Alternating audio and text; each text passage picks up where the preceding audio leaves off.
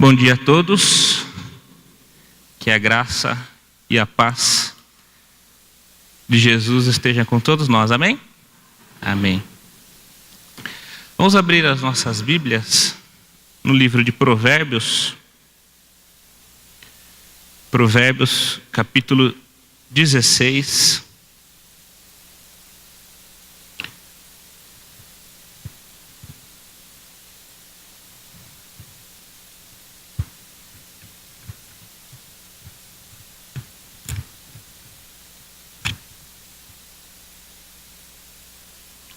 Provérbios 16, dos versos 1 a 3.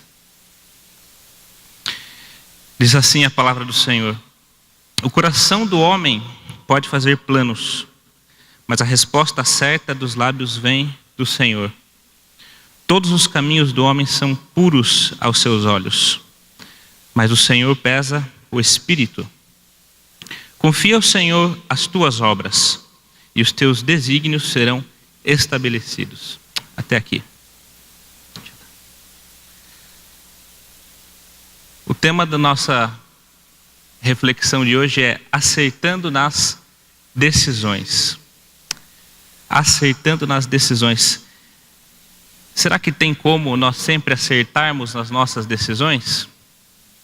Com certeza não. Sempre tomaremos decisões certas ou erradas. Mas a palavra de Deus traz alguns princípios e ensinamentos para que nós possamos sermos mais assertivos nas nossas decisões. Eu gostaria de ler novamente esse texto numa outra versão. A versão King James atualizada traz algumas palavras diferentes que muito interessante para a nossa reflexão. Olha o que diz essa versão: ao ser humano foi concedida a capacidade de planejar. Entretanto, é o Senhor quem dá a palavra certa. Todos os caminhos do homem parecem certos aos seus olhos, mas o Senhor julga as verdadeiras motivações do coração. Consagra ao Senhor todas as tuas obras, e os teus planos serão bem-sucedidos. Queridos, nós tomamos inúmeras decisões diariamente. Um jornal certa vez publicou que nós tomamos entre 400 a 1000 pequenas decisões todos os dias. E essas decisões variam de que sapato eu vou usar hoje, a assino ou não este contrato. Independente de qual é o tamanho das nossas decisões, nós sempre estamos em uma situação que nós precisamos optar, ir para um lado ou ir para o outro. E todos nós queremos acertar nas decisões, inclusive as decisões mais simples, como o exemplo que eu dei, que roupa eu uso. Nós não queremos errar, não queremos chegar num local e ficarmos deslocados pela nossa vestimenta, por exemplo. E como discernir a vontade de Deus para a minha vida em meio a tantas decisões que eu tenho que tomar? À luz do texto de Provérbios, creio que nós podemos tirar pelo menos 3 ensinamentos para nós acertarmos nas nossas decisões. A primeira lição que eu queria compartilhar com os irmãos é: planeje. A importância do planejamento. Olha o que diz o versículo 1, queridos: ao ser humano foi concedida a capacidade de planejar. Entretanto, é o Senhor quem dá a palavra certa. O texto diz capacidade de planejar. Ao ser humano foi concedida. A pergunta é: quem nos concedeu essa capacidade? Quem nos concedeu? Deus nos concedeu esta capacidade. Se Deus nos concedeu a capacidade, o intelecto, o raciocínio, a inteligência para planejar, nós estamos usufruindo uma capacidade que Deus nos deu ou negligenciando esta capacidade? Deus nos deu várias habilidades, queridos, muitas habilidades. Entre elas, o autor de Provérbios diz que uma dessas habilidades foi a capacidade de planejar, fazer as coisas com antecedência, colocar na mesa, ponderar isto ou aquilo, devo ou não devo. Um pastor muito conhecido, Rick Warren, diz em seu livro Uma Vida com Propósitos: Deus sorri quando usamos nossas habilidades. Deus sorri quando usamos as nossas habilidades, porque foi Ele mesmo quem nos deu. Quando Deus criou todo o universo, Ele criou os pássaros e disse: voem. Criou os peixes e disse: nadem, povoem as águas. Criou o ser humano e disse: enchei a terra, sede fecundos, façam o que eu criei vocês para fazer. Usem os dons e os talentos de vocês que eu criei. Quando nós não nos planejamos para tomar certas decisões, nós estamos negligenciando uma habilidade, um dom que Deus deu para a gente. Planeje, Deus nos deu essa capacidade. Olha o que Jesus nos disse em Lucas 14, 28. Se um de vocês quer construir uma torre, primeiro senta e calcula quanto vai custar, para ver se o dinheiro dá. Palavras do nosso Senhor Jesus. Queridos, nós podemos entender nesse texto que eu e você não precisamos viver improvisando. O improviso também é uma habilidade que Deus nos deu. Às vezes a gente é colocado numa situação que não foi planejada. A gente se vê em meio a uma situação que nós temos que tirar alguma carta da manga. A gente tem que achar uma saída, uma solução, e não temos tempo nem de pensar. Improviso. Deus nos deu essa capacidade. Mas o fato de Deus ter dado para mim e você a capacidade de improvisar não significa que nós precisamos viver no improviso. Nós não precisamos viver improvisando. Jesus disse: quem quer construir uma torre, primeiro, antes de pôr a mão na massa, antes de preparar o terreno, antes de comprar o material, primeiro senta e calcula quanto vai custar e se eu posso ou não posso fazer aquilo. Um conceito que tem transformado a minha vida, eu aprendi recentemente e tento todos os dias colocar em prática, é que antecedência gera excelência. Ali ficou desconfigurado um pouquinho, mas antecedência gera excelência. Queridos, quanto antes eu e você nos planejarmos, maiores são as chances de nós conseguirmos fazer algo com excelência. Quanto antes a gente pensar, sentar e ponderar, maiores são as chances de nós acertarmos o nosso alvo nas decisões que nós vamos tomar. Antecedência gera excelência. Guarde isso no seu coração, isso tem transformado a minha vida. Nós temos o costume de fazer tudo em cima da hora, deixar tudo para depois. Nós invertemos aquele velho lema que diz: não deixe para amanhã o que você pode fazer hoje. Parece que a gente vive ao contrário. Não faça hoje o que dá para deixar para amanhã. Aí as coisas saem atropeladas em cima da hora. Planejamento. Antecedência gera excelência. Vi uma vez um pastor que, em uma pregação, ele disse: se o culto começa às 7h30 e você chegou às 7h30, você chegou atrasado. Se o culto começa às 7h30 e você chegou às 7h25, você chegou no horário, não adiantado. Nós não precisamos viver em cima da hora, quanto mais atrasados. Antecedência gera excelência. Mas o texto também diz: o homem pode fazer planos, ou ao ser humano é concedida a capacidade de planejar. Entretanto, é o Senhor quem dá a palavra certa. Nós temos essa habilidade, nós devemos planejar. Mas quem dá a palavra certa é o Senhor. E nós entendemos um princípio muito, muito importante desse trecho. Soberania de Deus e responsabilidade humana andam juntas. Soberania de Deus e responsabilidade humana andam juntas. Disso nós entendemos dois conceitos. Primeiro, que Deus está no controle. Deus é soberano. Nada foge das mãos dele, queridos. Se Deus disse não, não importa o quanto nós vamos planejar, não importa o quanto nós vamos nos esforçar. Se Deus disse não, não vai acontecer, porque Ele está no controle. Deus não é pego de surpresa, Deus não é pego desprevenido. Deus não vai se ver numa situação que Ele vai falar: puxa vida, o que eu faço agora? Deus nunca vai dizer isso, porque tudo está no controle.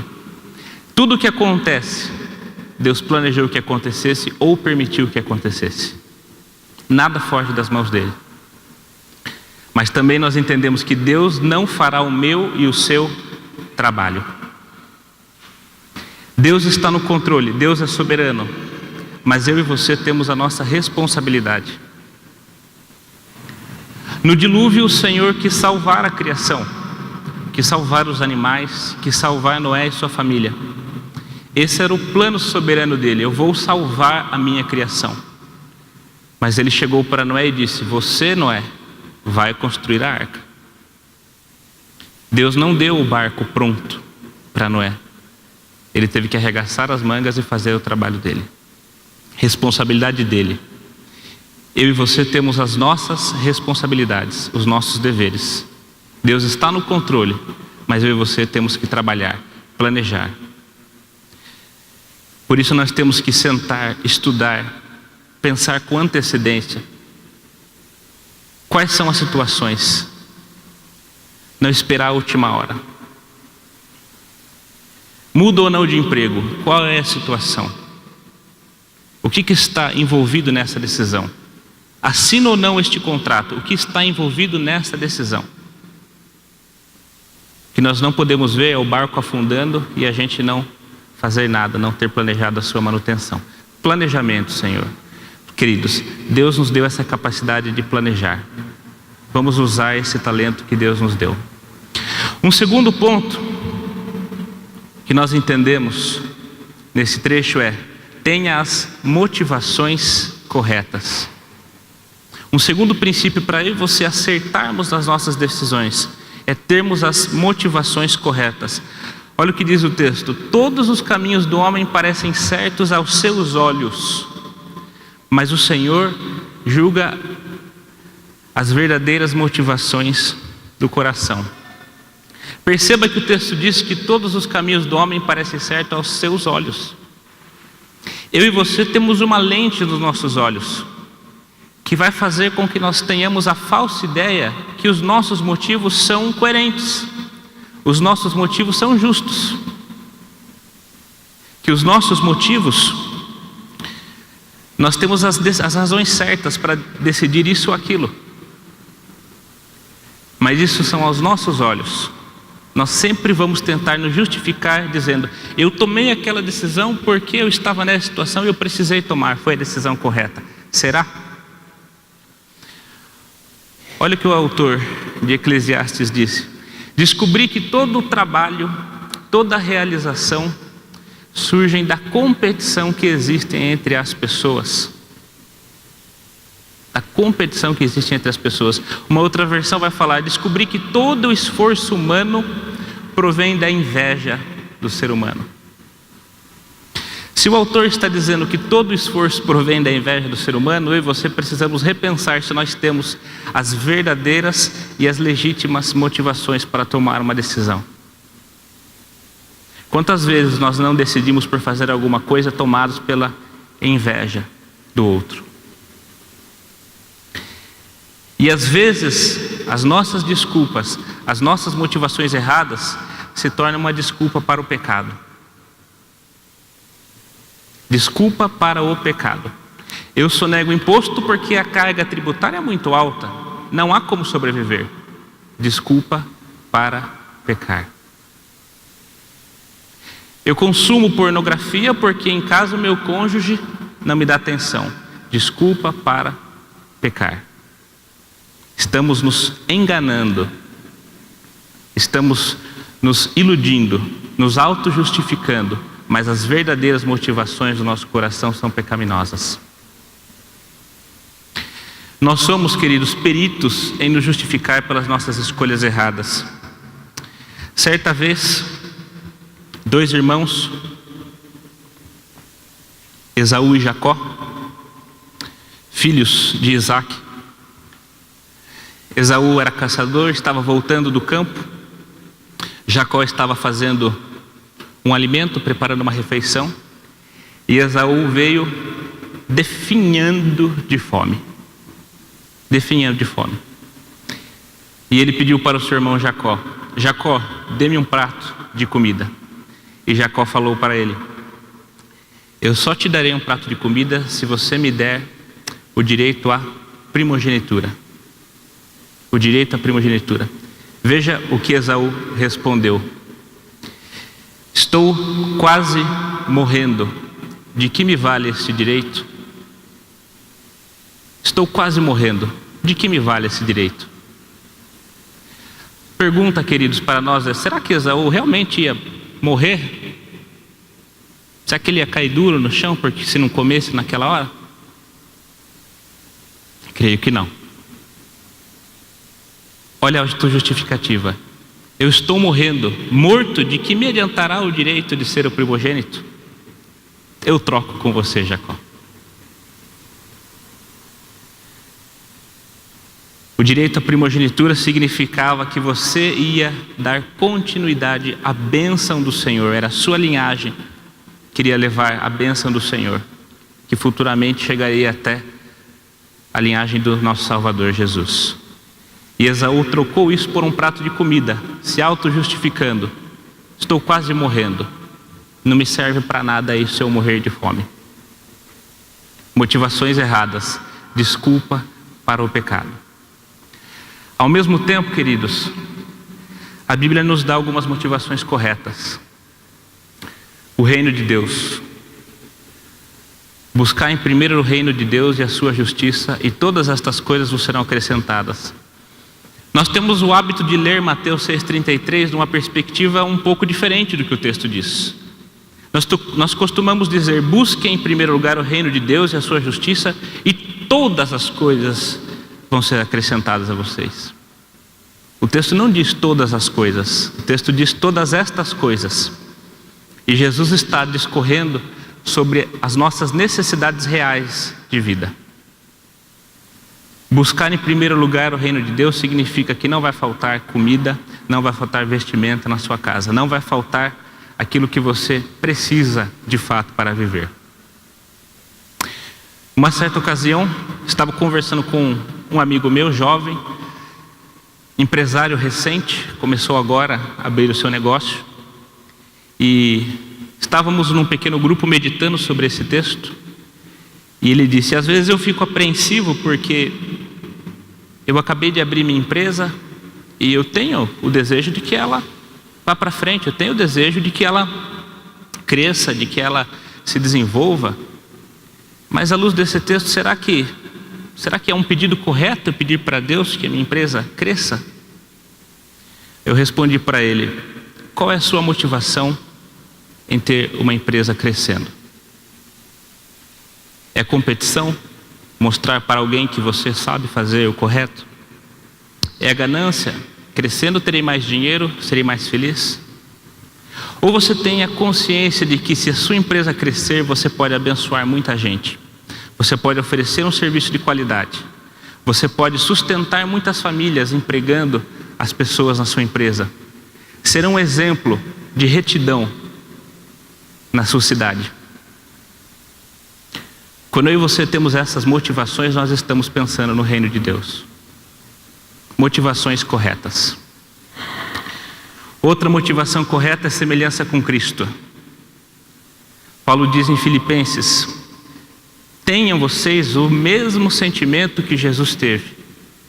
Ele era Deus, mas não quis ser igual a Deus com usurpação. Eu e você temos que ter os mesmos sentimentos de Jesus. Será que esse desejo, será que essa motivação para eu decidir entre isso ou aquilo, será que isso motivaria Jesus também? Será que esse meu sentimento faria Jesus tomar aquela escolha? Semelhança com Cristo, queridos. Motivações corretas, motivações que Jesus aprovaria, e seremos assertivos nas nossas decisões. Em último lugar, glória de Deus. 1 Coríntios 10:31, quer comais, quer bebais, ou façais qualquer outra coisa, façam para a glória de Deus. Nós protestantes não separamos vida sagrada de vida secular. A nossa vida é uma só, e está diante de Deus o tempo inteiro. Devemos fazer tudo para a glória de Deus. Tudo para a glória de Deus. O que eu estou pensando em fazer, isso glorificará a Deus? Se sim, eu vou fazer.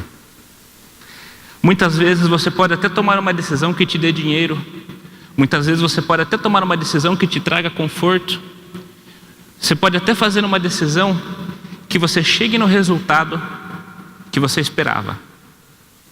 Mas se isso não glorificou a Deus, sinto em te dizer, você não acertou na decisão.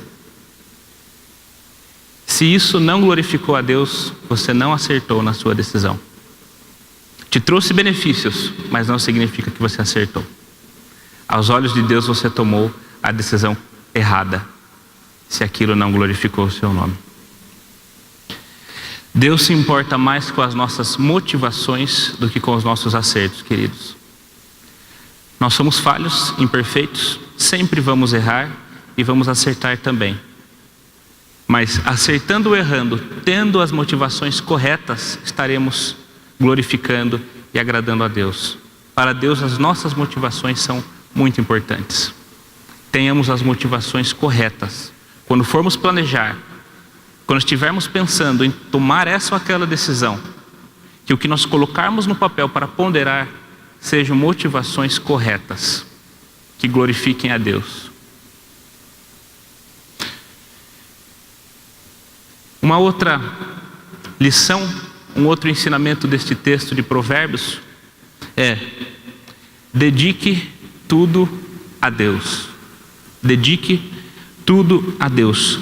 Olha o que diz o versículo 3 do texto que nós lemos: consagra ao Senhor todas as suas obras e os teus planos serão bem-sucedidos.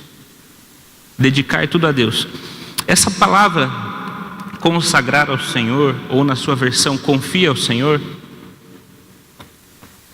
ela pode significar duas coisas para a gente. Um primeiro significado para dedicar, oferecer, consagrar todas as nossas obras, todos os nossos feitos a Deus, é que nós devemos deixar que o Senhor cuide. Salmo 37, versículo 5: entrega o teu caminho ao Senhor, confia nele e ele tudo fará. Salmo muito conhecido. Deixar que o Senhor cuide. Queridos, o segredo do fracasso é deixar Deus do lado de fora. O segredo do fracasso é não incluirmos Deus, não incluirmos as vontades e os princípios de Deus naquilo que nós estamos pensando em fazer. Deixar que o Senhor cuide, queridos, envolve fé e oração. Fé e oração. De nada adianta nós sentarmos, pensarmos, planejarmos, temos as motivações corretas, se nós não orarmos, se nós não pedirmos a Deus a capacidade e a sabedoria para levar adiante a nossa decisão, o nosso planejamento. Joelho no chão precede acertos. Guarde isso no seu coração. Joelho no chão precede acertos. Nós temos que ter fé, nós temos que orar. Pastor Rick Warren diz também no seu livro Uma Vida com Propósitos, que uma vida de rendição a Deus é uma vida de constante conversa com Deus. Nós temos que ter nosso momento a sós no nosso quarto secreto, em que nós vamos conversar com o Pai por um tempo maior, sem nos preocupar com nada. Mas uma vida entregue a Deus, uma vida rendida a Deus, é uma vida de conversa o dia inteiro com Deus. Spurgeon disse que ele não passou mais de 15 minutos na vida dele sem conversar com Deus. Não se passou 15 minutos em que ele não conversasse com Deus. Pequenas orações no dia. Quando somos pegos de surpresa, temos que usar do improviso. Senhor, me ajude, faço ou não faço? Pequenas orações ao longo do dia caracterizam uma vida de rendição ao Senhor. O nosso quarto secreto é muito importante para entrarmos e ficarmos com o Pai um tempo. Mas devemos sim conversar com Deus, o nosso amigo, o nosso Pai, durante o dia todo. Joelho no chão precede acertos. E um outro significado para dedicar tudo a Deus é que nós devemos planejar à luz da palavra de Deus. Salmo 119, 105, muito conhecido também. Lâmpada para os meus pés é a tua palavra e luz para os meus caminhos. Queridos, a Bíblia é um manual de vida. É um manual de vida. Na semana passada, no culto dos adolescentes, estávamos falando sobre qual é o propósito da sua vida. E a conclusão é que, se nós queremos entender o nosso propósito, nós devemos perguntar quem nos criou. Quem nos fez sabe o porquê Ele nos fez. E quem nos fez deixou um manual de instruções de como viver essa vida. E esse manual é a palavra de Deus. Decisões corretas são precedidas de joelho no chão, mas decisões corretas estão em concordância com a palavra. Você, como eu disse anteriormente, você pode até tomar uma decisão, optar por algo que te traz benefícios, mas se aquilo vai contra os princípios da palavra, aos olhos de Deus você não acertou na sua decisão. A Bíblia é o nosso manual de vida, queridos. Devemos amar esse livro, devemos estudar com todo o coração esse livro. Como que nós vamos acertar sem conhecer o manual? Quanto mais Bíblia tiver no nosso coração, mais chance de nós termos sempre as motivações corretas. Mais chance de acertarmos. Planejamento bem-sucedido, decisões corretas, acertos, estão em concordância com a palavra de Deus. Eu nasci e cresci num lar evangélico, nessa comunidade. Mas quando eu tinha 18 anos, eu tive um encontro com Jesus na minha casa, no meu quarto, lendo a palavra. Eu entendi quem Jesus era, lendo a palavra. Não precisou acontecer nada de sobrenatural. Foi lendo a palavra.